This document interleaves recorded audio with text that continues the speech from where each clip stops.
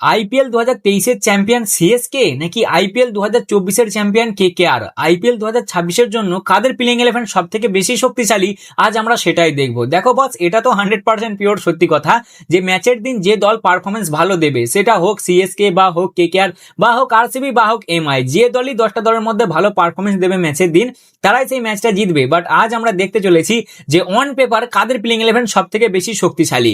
এই দুটো দলের মধ্যে সেরকম একটা খাস রাইভেলরি নাই, এরা জাস্ট নর্মাল হিসেবেই খেলে। বাট দেখতে তো হবে না, কারণ দু ভাইয়ের আগের বারে যা হাগান হেগেছে রে ভাই, সরি এইবারই। এক হচ্ছে আইপিএল 2023-এর চ্যাম্পিয়ন সিএসকে, যারা একবারে নিচেই ফিনিশ করেছে, আর এক হচ্ছে আইপিএল 2024-এর চ্যাম্পিয়ন, যারা ওই মোটামুটি থেকেও খারাপ করেছে ভাই।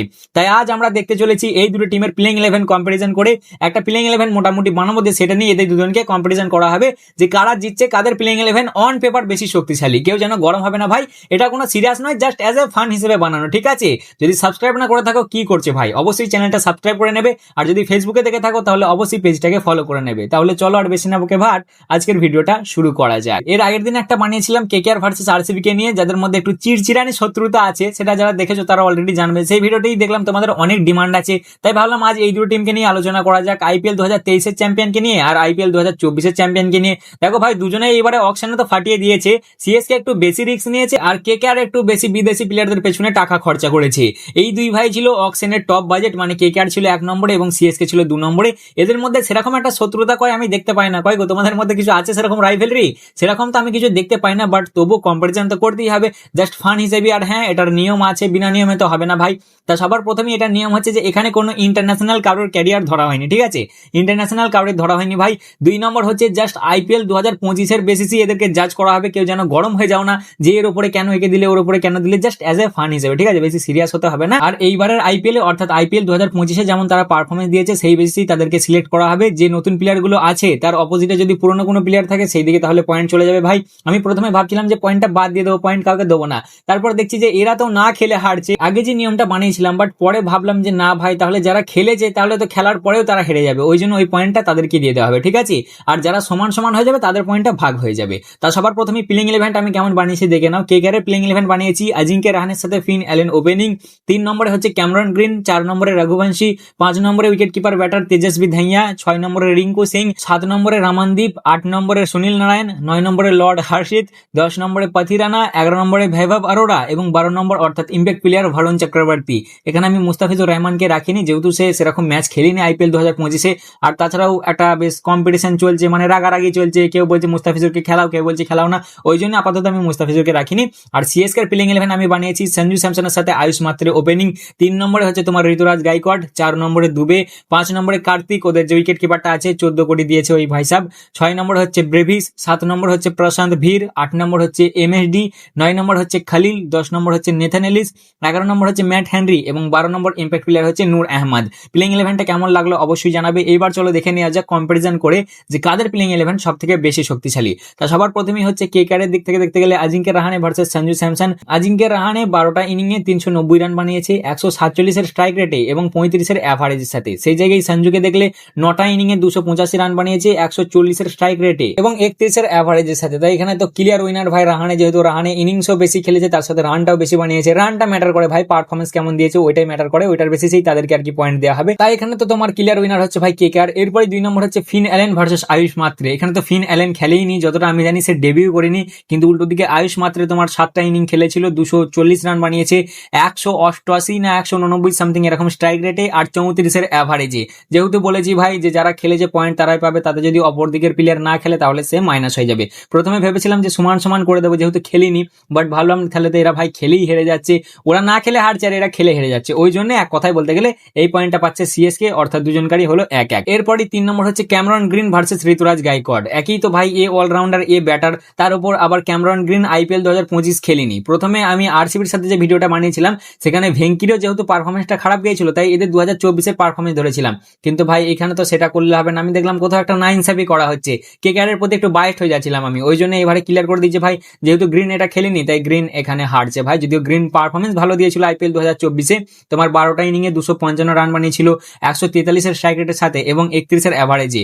অপরদিকে 13টা ইনিংয়ে তোমার 10টা উইকেটও নিয়েছিল 8.62-এর ইকোনমির সাথে বোলিং করে।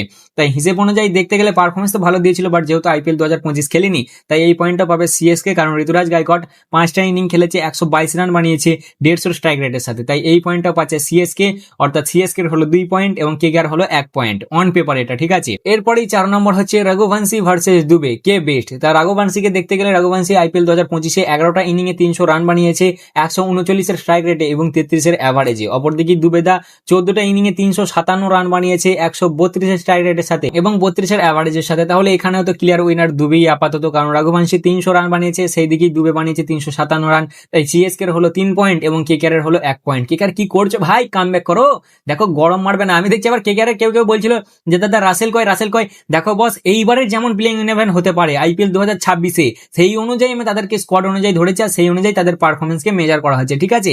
এখানে তোমার রাসেলদা রিটায়ারমেন্ট নিয়ে নিয়েছে, কেকেআরেরও প্রচুর টিম চেঞ্জ হয়েছে, সিএসকে এর প্রচুর টিম চেঞ্জ হয়েছে, ওই জন্য আগের গুলোকে ধরিনি আমি। এইবারে যেমন প্লেইং 11 হতে পারে তাদেরকে নিয়ে কম্পারিজনটা করা হচ্ছে, কারণ আলটিমেটলি তারাই খেলবে এইবারে। এরপরে যদি চলে আসি 5 নম্বরে এইদিকে থাকছে তেজাসবি আর ওইদিকে থাকছে কার্তিক। এখানে তো পুরো ক্লিয়ার ম্যাটার ভাই, এখানে দুজনের কেউই খেলেনি, তাই এটা হয়ে যাচ্ছে তোমার ডেড। তাহলে আপাতত এখন এগিয়ে থাকলো CSK 3 point, KKR 1 point.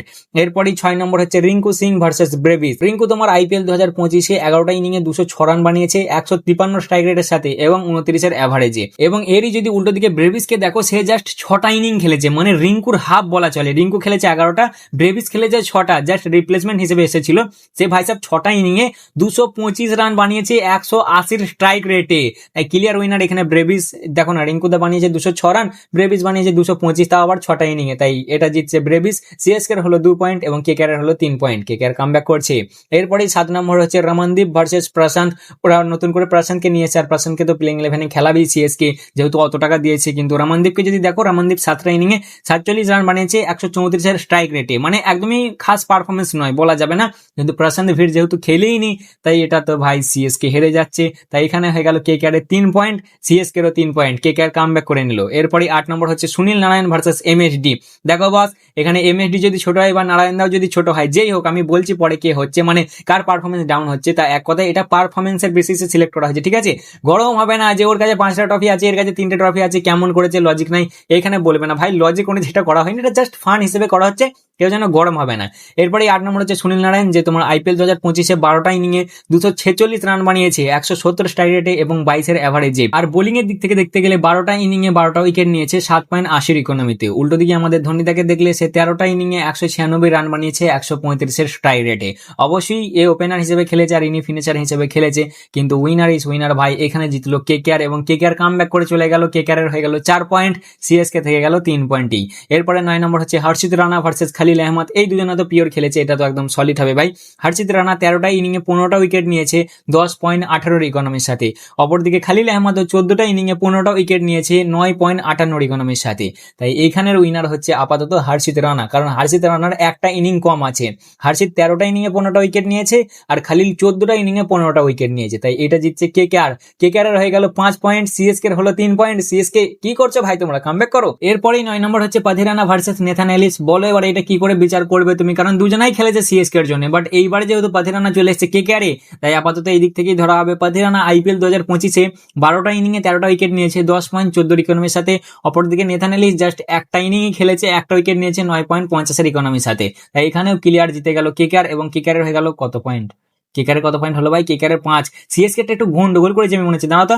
CSK সঞ্জুরটা জিতেছে, না সঞ্জুরটা হেরেছে, মাত্রেরটা জিতেছে, দুবেরটা জিতেছে, ঋতুটা জিতেছে 3টে, ব্রেভিসেরটা 4টে জিতেছে সিএসকে, আর কেকেআর জিতেছে, অজিঙ্ক্য রাহানেরটা জিতেছে, রামানেরটা জিতেছে, সুনীল নারায়ণটা জিতেছে, হর্ষিতটা জিতেছে, মানে 4 ছিল অলরেডি। সরি, আমি একটু কিছু গন্ডগোল করে ফেলেছিলাম মাঝে, আমার মনে হচ্ছে। হ্যাঁ, কোথাও তো একটা গন্ডগোল হয়েছিল, আমি সিএসকে কে 3 বলে ফেলেছিলাম, সরি ভাই। এতক্ষণে সিএসকে 4 ছিল, মানে ফুল টক্করে ছিল। এইবার কেকেআর একটু এগিয়ে গেল, এতক্ষণে ফুল 4 ছিল, সরি একটু মাঝে গন্ডগোল হয়ে গেছিল। এইবার ফুল টক করে এলো। কেকেআর হলো 5 পাথিরানাটা ধরে, আর সিএসকে হলো 4, মানে বেশ টক করেই চলছে। এরপরে 11 নম্বর অর্থাৎ last bowler Vaibhav Arora versus Matt Henry. Vaibhav অরোরাকে যদি দেখো 12টা ইনিংয়ে 17টা উইকেট নিয়েছে 10.12 ইকোনমির সাথে, আর ম্যাট হেনরি তো খেলেইনি আইপিএল 2025, তাই এখানেও জিতে গেল আপাতত কেকেআর। তাহলে কেকেআর হলো 6, সিএসকে হলো 4। সিএসকে প্রথমে কি শুরুয়াত করেছিল ভাই, 3টে পটাম করে পয়েন্ট নিয়ে নিল, কেকেআর পারছিল না, কিন্তু কেকেআর কামব্যাক মেরে দিল। আর সর্বশেষে এবার last impact player Varun Chakravarthy versus Noor Ahmad. ভারুন্দা তোমার 13টা ইনিংয়ে 17টা উইকেট নিয়েছে 7.66 ইকোনমির সাথে আইপিএল 2025-এ, এবং সেই দিকে নূর আহমদ 14টা ইনিংয়ে 24টা উইকেট নিয়েছে 8.16 ইকোনমির সাথে।